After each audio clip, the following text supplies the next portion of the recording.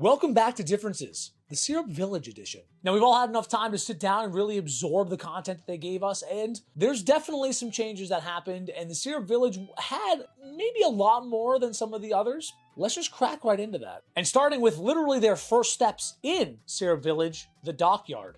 It spawned out of nothingness. In the source material, we literally see only two ships, the Bison Black and the Going Merry. That's it. The closest thing we get to water is the beach, which we're going to talk about later because that was also left out. Now, this was actually a pretty interesting adaptation because not only did they set up the why they're there in Syrup Village, the whole purpose that they're looking for. They talk about getting a new ship and buying one or trading one or stealing one, whatever they wanted to do. But then Usopp pops out and starts gassing up the Merry about how good of a ship it is. I don't remember Usopp being a working man. As far as we understand, Usopp was just the boy who cried wolf, and he had his crew with those three kids, which we also didn't get. And I thought that was maybe a small L. Like, they could have introduced them in some way or in some level, but they kind of shifted it when he started introducing them as his crew. Is he talking about us? So they kind of kept that little comedic relief in there, which is very Usopp through and through. So the shipyard and the introduction to Merry very early, I think that brings that very good live action kind of space to it, where they set up something that they're going to achieve and they're going to try to go for, and they have the character that kind of starts the whole pathway into it, and it brings us into the whole Kuro at the mansion arc. And it's a good way that they did it. I think that it was one of those changes that were necessary, because just anime never translates very well from page to live action. And it's a W. Now, with the introduction of Usopp, it then walks us on over to meeting Kaya, Kuro, and his crew. So let's talk about Kaya's sickness first. In the source material, it was depression-based and emotional-based, so the loss of her parents, everything that was going on, the stress that she had, her sickness was kind of not something that was easily curable, which they were working for. And then later in the source material, she decides to be a doctor, which they got.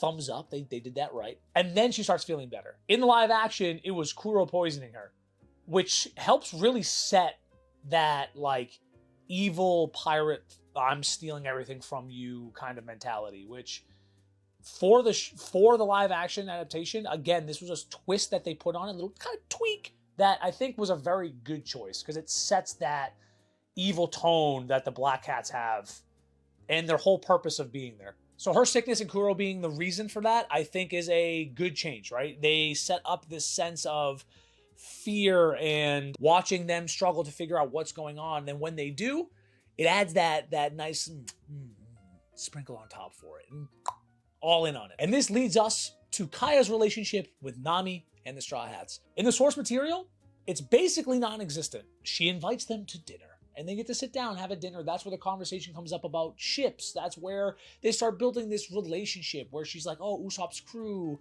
you guys are so interesting, tell me more stories. And then they have a girls' night and a guys' night. But this adds a layer of reality and a connection that can be made from viewers to show. And it's really good. Nami's doing her cat burglar thing, shows up. Kaya completely just goes, yeah, whatever. Sit down with me. Let's be friends. And they have a girls' night. Are you and Usopp a thing? Blah, blah, blah, blah. And then flashback to the guys who are all in the kitchen having a snack, which is hilarious. And you have Zoro, who's like the guy that's just like, yeah, dude, whatever. You're asking the wrong guy. Usopp freaking out, being like, okay, but if you were Kaya, would you like me?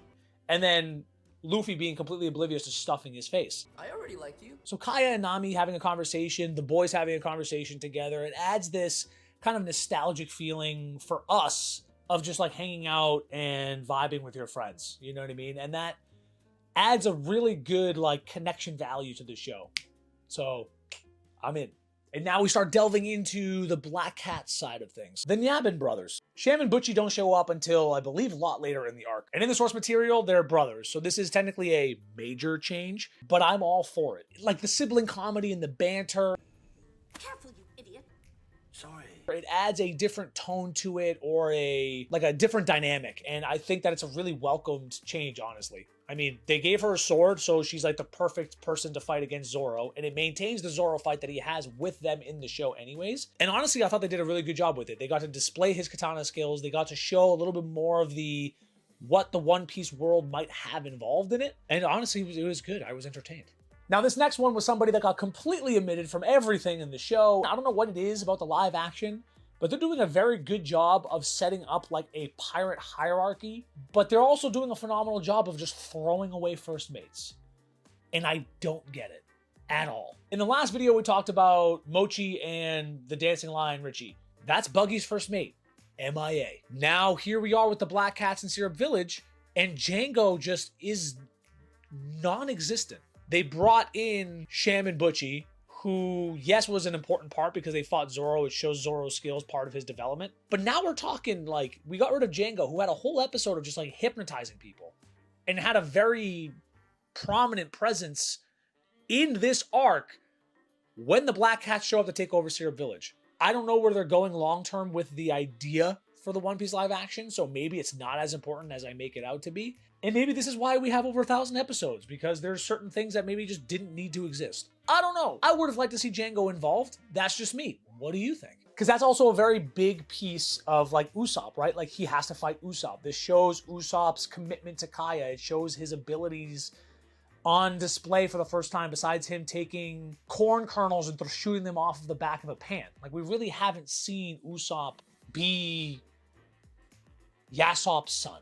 They just changed things a little bit, and maybe this is where they're having the budget decisions too, right? Because there's multiple fights that happen between the Black Cats and the Straw Hats. They're taking things and putting them in specific locations. Buggy's tent, on the decks of the Marines, in the mansion. So in the end, I don't hate the change that they took out Django. I just wish that they left some of the first mate stuff in there because, I mean, they're kind of important parts, in my opinion, to the show. Tell me what your thoughts are below. Now, in my opinion, the biggest change, and the one that I absolutely hate, is them killing Mary. Killing Mary. Not stabbing him and him showing up later. Killing Mary. In the source material, Mary's the one that ends up telling Kaya about Kuro. He's also the one that did all the work for the Going Merry. Behind the scenes, he was trying to make the best ship possible, and he was designing and working on it kind of in secret. His connection with Kaya is massive. He cares about her so much, and they sprinkle that in there and they show it in little moments, so it still hits you very hard. And I think that maybe this change really kind of sets that semi-horror, intense vibe to the rest of this whole,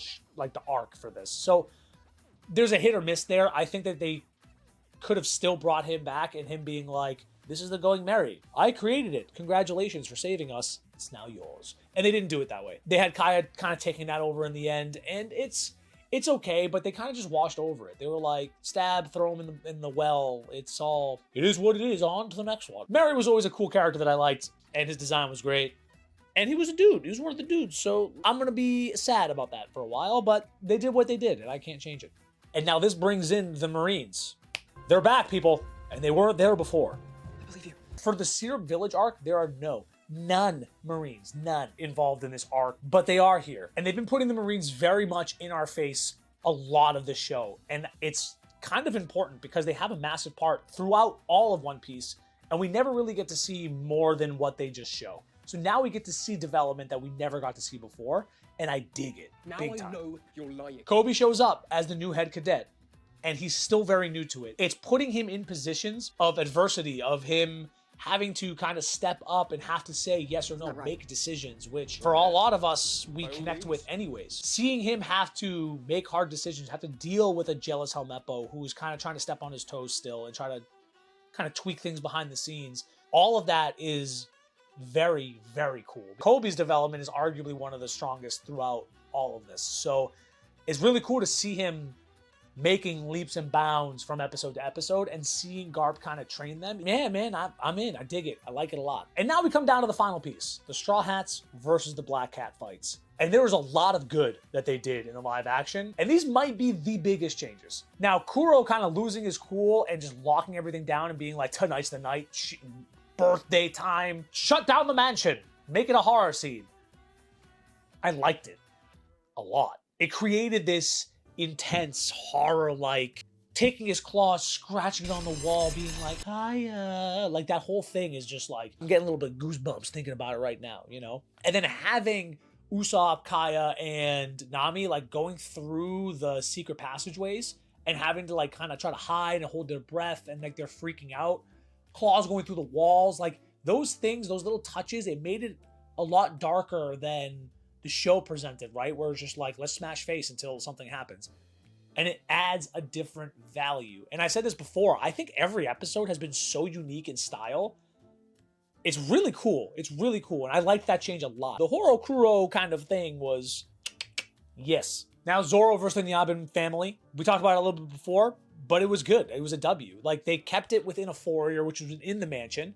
You got to see their costumes. You got to see them in their true state. It lets us see a fight that actually existed in the source material, and we get to see the actors put their skills on display in a tasteful, not crazily cheesy way. Now, the big cat in the room, Kuro versus Luffy. And obviously it happens in a mansion, in the parents' bedroom, while basically the whole crew is present. That happens on a beach, not in the mansion. It was like $18 million an episode. They had to do certain things to make it all cohesive and work. It sets up a different kind of horror vibe to it, which puts us in a different position, in a different feel for the show. So it's not a one-to-one, and they're actually doing a really good job with some of these changes, and I enjoyed this a lot more than I thought I was going to. And with this fight, Kuro exposes one of Luffy's basically biggest weaknesses, that rubber can be cut. And we see that throughout One Piece. And this is the first time we got to see it in the live action. You can see how shocked he was. Development time. It also shows Luffy's lack of experience in fighting. So he starts getting a little bit more creative with his Gum Gum powers, and they show that as well. And they get to show him fight somebody that arguably is stronger than him at the time. So it shows some of Luffy's development, and they're focusing on Luffy, which I think has been maybe a little bit lacking. So it's really cool to see that, like, come to light. So yeah, do we get robbed of the beach fight? Do we get robbed of seeing his ship and the crew show up? Yeah, we miss out on that. We miss out on Mary being like, here's a ship that I've been working on to make the perfect ship, and it's yours. Yes, we miss out on that. They had to do what they did, and they set it up for a live action, and in my opinion, they succeeded. We're seeing that right now. We've got season 2 already confirmed. We're just waiting for a couple things to kind of finish, But we got ourselves a different view of Syrup Village, and to me, that's, as a fan, that's kind of cool to see. So like always, if there's any other differences that you noticed that you think I missed, let me know below. Like, subscribe for all the weeby goodness. Keep uplifting each other. I'll see you guys in the next one.